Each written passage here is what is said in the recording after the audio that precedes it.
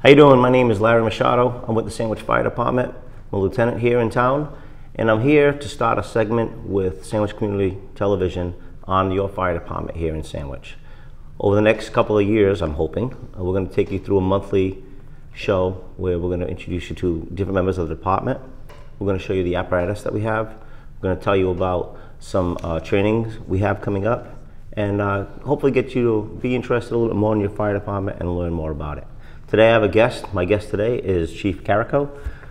Chief Carrico came to us about 4.5, 5 years ago. Is that correct, Chief? 4 years ago. 4 years ago. Time flies when you're having fun. Yes, it does. So a little bit about yourself. You've been with a couple of different departments over the course of your career, correct? Yeah, I started in Duxbury Fire in September of 1999 as a firefighter. About 6 or 7 years later, I was promoted to deputy chief. I moved on after 10 years with Duxbury as I was deputy chief there, and I ended up becoming the chief of Halifax Fire in 2009. And then I came here to Sandwich February of 14. Excellent. And you attend the National Fire Academy for quite a bit of accreditations, if I'm correct, right? Yeah, I've just recently been notified that I've completed all of the requirements for the Executive Fire Officer Program. The Executive Fire Officer Program is a 4-year program that potential chief officers can go to, and chief officers. You go for 2 weeks. There's a whole bunch of lessons that you learn and some homework you have to do. And at the completion of the 2-week period, you have to produce an applied research project. So it's basically a paper, almost like a thesis, on an issue. And the idea is that that issue will answer that you're answering a problem within your own department. Okay. And you're supposed to, the results of that paper, you're supposed to implement. So I've just completed my final paper, and I was notified I'm going to be awarded at the middle of next month. Excellent. Well, congratulations. Congratulations. Thank you. So when you came to this department, give the viewers a little idea of what we were running per man, per shift. We're going to get into EMTs versus paramedics at a later segment when we talk to Sean Gilrain, who's our Emergency Medical Services, or our EMS officer. He's going to break all of that down. Where was this department when you arrived, and where is it now? Can we talk about the comparison? I can. When I started, one of the things that I discussed was I wanted the manpower to increase, and I wanted the buildings. I wanted to make sure we staffed the department properly and that we were covered properly. We were running with a minimum of 6 people, with a call volume, several hundred calls, less than we are right now.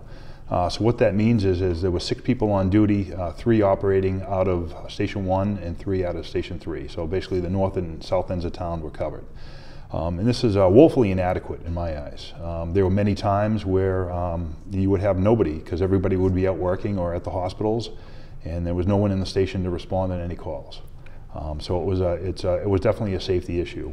So working with the town manager, and then applying for some grants, I was able to get some staffing through the SAFER grant, which added 8 people. We also made some changes where we took the dispatch, instead of having a police dispatch and a fire dispatch, we ended up creating a public safety dispatch. So through that transition, we also gained 4 additional firefighters. So in the 4 years that I've been here, we've added 12 people to our staffing. And we are on the cuffs of opening Station 2 in East Sandwich by the end of February of 18. That's excellent, great. So we've actually, in the last 5 years, we've improved quite a bit of service for the town. Yes. In the next 5 years, looking down the road, ideally, what would you like to see this town going to? Well, we have the 3-station concept, obviously, and that's going to be a big plus.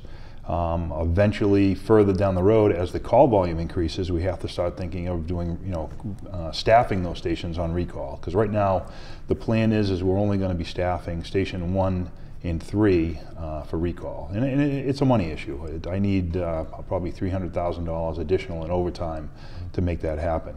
And what that would give you is that would give you people in the stations to they'll always be available to respond on calls. And one of the things that the public's probably not aware of is that in the last 15 years, the amount of medical calls that we respond to has increased 50%, and the amount of fire calls, or our total volume, has increased 41%. So we're in a transition right now where the amount of fires has gone down, but the amount of medical calls has increased. And we can tie that into our population being older, more transient population, more people visiting the Cape. So it's very concerning, and those numbers are going to increase. You know, every year the volume doesn't go down, it increases as we get older, so the demand on the system increases. Okay, very good. So is there anything else you want to tell the viewers about the department on a whole? You know, I have 44 operational personnel who are very dedicated to their job.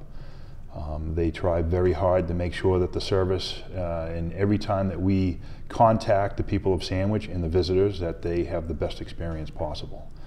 They do care very deeply about what happens and what happens within the community. And you had asked a question a little earlier about where we're going to be, and I would like to see some of our services expanding. One of the things that I'm looking at is maybe an interfacility transport program where we can help continue servicing the people of Sandwich by doing transports out of some of these medical facilities that we have in town, like the nursing home or Spalding Rehab, where we can transport, you know, Sandwich citizens to their doctor's appointments, you know, if they're incapable of being transported, you know, driving, or if they're not mobile. So, you know, we're trying to look at expanding our services and providing the best service that you can get from the fire department. Good. So to talk about that interfacility transport program, if it comes down the road, so people are clear on this, it's not part of the 911 system. No, it's completely independent. And what it is it's basically utilizing trained fire department people to do almost what the private ambulances are doing, and it's to generate revenue, and ultimately the revenue that's generated could help reduce the cost of our salaries that we have, and it would basically be pumping money back into our system by what we generate. It's a revenue stream that's out there, and you know, obviously if it was not lucrative, then the private ambulances would be out of business. True.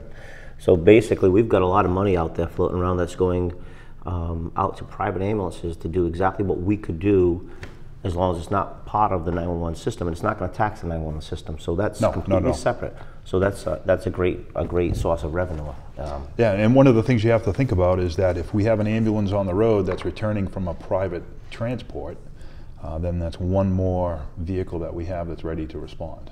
Okay. So that would be able to handle those 911 calls. And we get significantly busier. One of the things that I've added in the last year is we used to track first, second, third, and fourth ambulance calls, and now we're tracking fifth ambulance calls. And I'm pretty confident we'll, you know, in the next year or two we'll probably be tracking sixth ambulance calls. And what that means to the general public is that at one time there's 6 medical calls all happening at the same time. Okay. So first ambulance goes out the door to a call. Second one, another call comes in, so another crew has to take a second ambulance out. Yep. We're actually at times where we have all 4 ambulances running at the same time. Correct. So, and how we handle those is when we run out of ambulances, we call mutual aid, so the surrounding towns get the revenue. Right. So the mutual aid agreement is all the towns on the Cape have an agreement with the neighboring towns that if you need additional resources, you just call them and they come to you. Correct. And they'll do the medical calls. So if we're busy, basically somebody down in Townette could be getting a Bourne ambulance showing up at their house and transporting them, and Bourne takes the revenue on that call. Correct. So the more ambulances we have on the road or in our bond that we can man and staff, the better revenue is going to be generating for our own town. That's correct. Okay. And on the average, I mean, in the past couple of years, I know it keeps increasing a little bit, but what was our call volume last year? We were at 4240, which is about 300 runs more than when I started. Okay. So it's slowly increasing. Every year I see the calls going up. On the average, a medical call generally takes about 2 hours or so. Correct. To run. That's from the time you call for 911 till the time we show up on the scene, evaluate you, treat you on the scene, and then get you transported to the hospital, and then return to be able to safely respond to the next call for somebody in town. Correct. Okay. Yeah, and what you have to think about it, where Sandwich is located in relationship to the hospitals. You have at least a 20-minute drive there and back, plus the time that you have to do the report, turn the patient over, and that's not even taking into account if the hospital is extremely busy, like our local hospitals are, because of the volume. You got to think that Cape Cod Hospital is seeing the patients from the whole Cape are going to one facility, or they're spreading out between the facilities. So. Right. I mean, the Cape Cod Hospital has patients from this side, as well as all the way up to P-Town, because that's the first place they have to stop. Yep. All right. Well, I think we've talked a little bit about the department. I'm hoping you understand where we're at, where we're planning on going. A couple of things we want to add. It's open burning season. Open burning season started January 15th and it runs through till May 1st. So what do we want to talk about with the open burning season? Well, number one, if you're a citizen of Sandwich and you own property, you are allowed to burn on your property. There are some exclusions. You're not supposed to burn leaves, grass, things that will blow up into the air. It has to be, slash and some better products that are cut up. I'm probably not explaining it as well as I should. That's all right. If you weren't, well, you can go to our website. Go to our website and take a look. So basically what happens is if you want to burn, you give us a call at the number that's listed on our website. It's 508-888-0525, extension 6, and there will be a message on there. It'll be one of either the shift commander or myself that'll say you are allowed to burn today. One of the things that you really should take a look at is what the winds are, because once the winds are over 20 miles an hour, usually we cut the burning off, because usually there's a chance that it's going to spread, or it might be susceptible to having a fire much larger than you would like. But you're not allowed to start burning until 10 o'clock, and everything has to be out by 4 o'clock. Okay, good. You also need to make sure you have a working water source available, which is kind of interesting, because with the abnormally low temperatures we've been having, most of your outside garden hoses are frozen. Yeah. So you may pull that garden hose out to where you're going to be having your open burning to get rid of all your debris over the past fall and spring and summer since the last season, and you don't have any actual water because it's all frozen up. So it's pretty hard throwing ice cubes at a fire. Doesn't work all the time, so make sure you got an actual working water source. Also, we'll talk a little bit about cook fires. Cook fires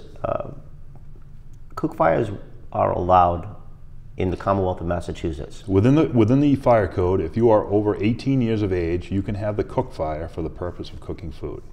The regulation is there. Obviously, that's another fire that you have to be very careful of.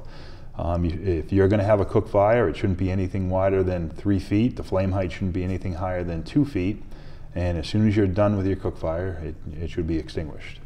Sometimes you can have a fire for ambiance in your backyard, as long as it is not classified as a bonfire or appears to be a bonfire. Usually we will leave you alone. But if it looks like you're burning pallets or your shed in the backyard and you're saying you're cooking on it, we'll probably have an issue. That's a little wrong. So the big difference between the two, when you call as a citizen, you call the same phone number, 508-888-0525. Correct. If you're going to do open burning from January 15th to May 6th, you press extension 6 and you'll get that recording, correct? Yep. If you're going to do a cook fire, no bonfires, but a cook fire, you have to call the same number and press extension 5 and speak to an actual dispatcher. Yes, what we're looking for is we're looking for your address, your name, and a callback phone number. Because we do have some people that complain about the smoke. Now, smoke from any source, per the DEP regulations, could be called nuisance smoke. And with nuisance smoke, basically we have to tell you to put your fire out. That's a whole different ball game, and there's a whole different set of rules. If somebody's complaining about nuisance smoke, then that's a big issue, because obviously you have people that have respiratory issues, and we have to make sure we're very careful. So what you want to do is, if you're going to have a fire, make sure that the wood is not wet, that what you are burning is not wet. Get it very hot, and the hotter the fire is, the less smoke you'll have. So it'll be better for everyone. Which is another reason why we don't allow leaves to be burned. If you get a fire going, you have leaves that you've raked up throughout the course of the season, and that takes off and it starts fires in other places.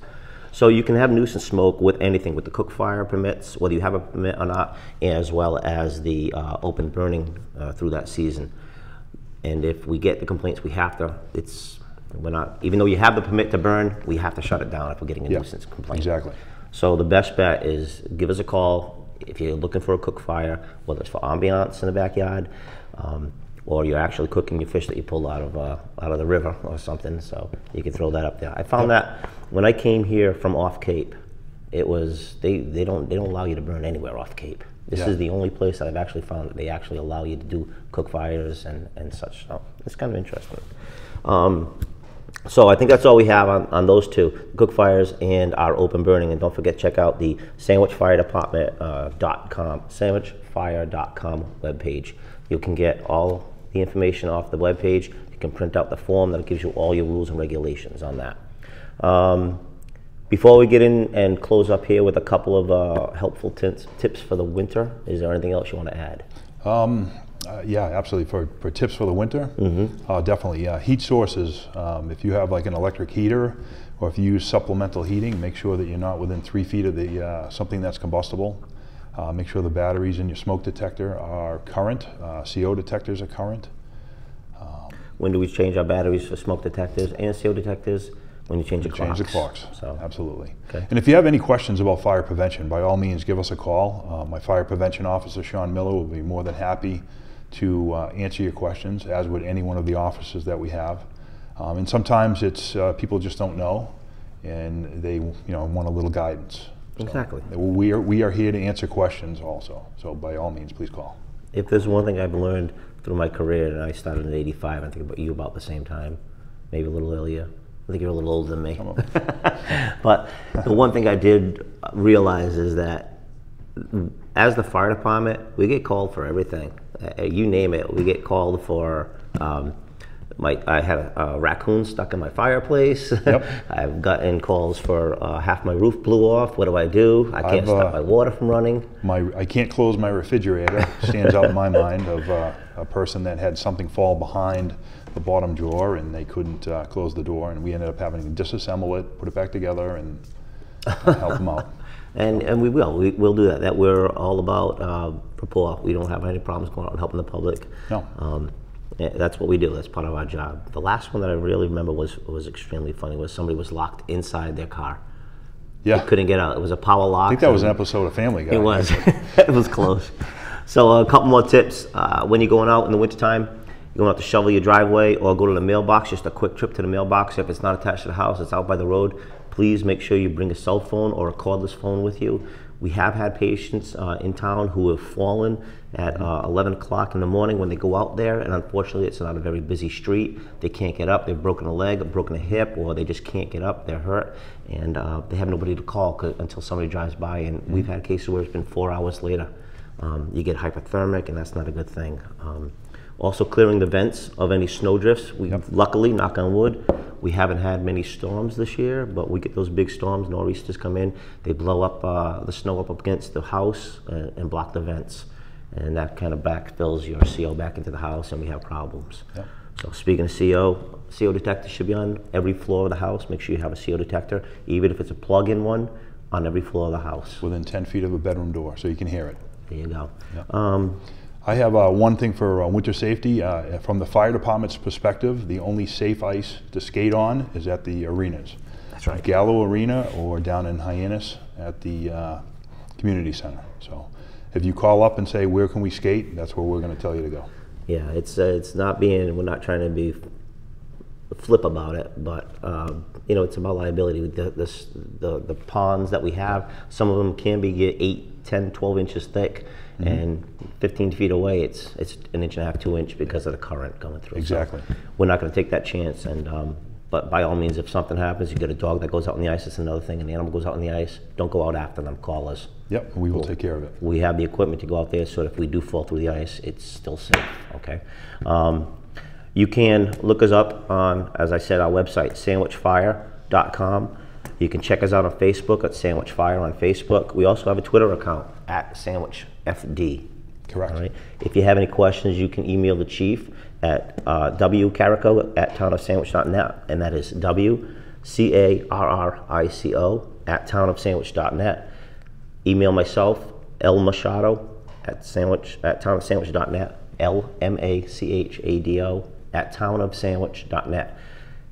Next segment, we're going to be talking about EMS. I'm going to have EMS Officer Sean Gilrain come in here, and we're going to cover a couple of things that we're looking at. The difference between BLS, ALS, what we use for equipment now versus what we did back a few years ago that's been saving lives and helping people out.